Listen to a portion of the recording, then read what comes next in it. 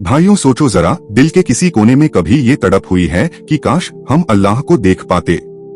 हमारी नमाजें, हमारी दुआएं, हमारा हर सजदा सब इसी उम्मीद से कि अल्लाह राजी हो जाए। लेकिन क्या तुमने सोचा कि इस दुनिया में भी कुछ लोग ऐसे थे जिनका दिल अल्लाह के दीदार की तड़प में जलता था।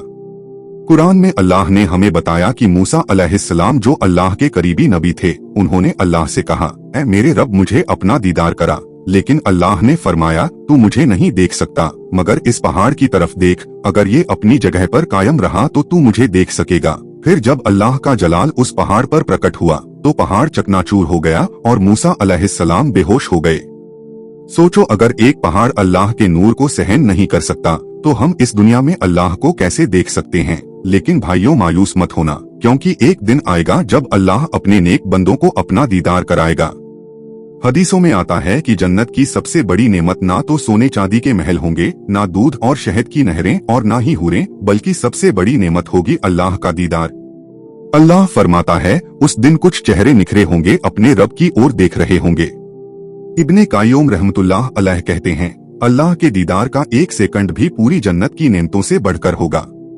जरा अपनी आंखें बंद करो और सोचो, जन्नत के बागों में जहां हवा जन्नत की खुशबू से महक रही होगी, जहां ना कोई दर्द होगा, ना कोई गम, और वहां एक ऐलान होगा, ऐ जन्नतियों, आज तुम्हारे लिए एक सबसे बड़ी नेमत तैयार है।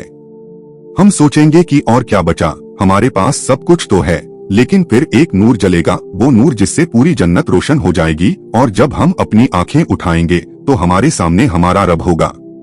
बुखारी और मुस्लिम की हदीस में आता है कि जब जन्नत वाले अल्लाह को देखेंगे तो उनकी जन्नत की खुशी और नेमतें उस लम्हे के आगे फीकी पड़ जाएंगी। हम अपनी आंखें झपकाना तक भूल जाएंगे, हमारी रूह तक तृप्त हो जाएगी। या अल्लाह हमें भी अपना दीदार नसीब कर। भाइयों, यही हमारा सबसे बड़ा मकसद होना चाहिए। इब्ने तैमिया रहमतुल्लाह अलैह ने कहा था कि अल्लाह के दीदार की तड़प उसी के दिल में उठती है जो इस दुनिया में अल्लाह को दिल से चाहता है। तो आओ अपने गुनाहों से तौबा करें, अपने दिलों को अल्लाह की याद से भर दें, ताकि हमारे चेहरे भी उन्हीं नूरानी चेहरों में हों जो उस दिन अल्लाह के दीदार से चमक रहे होंगे।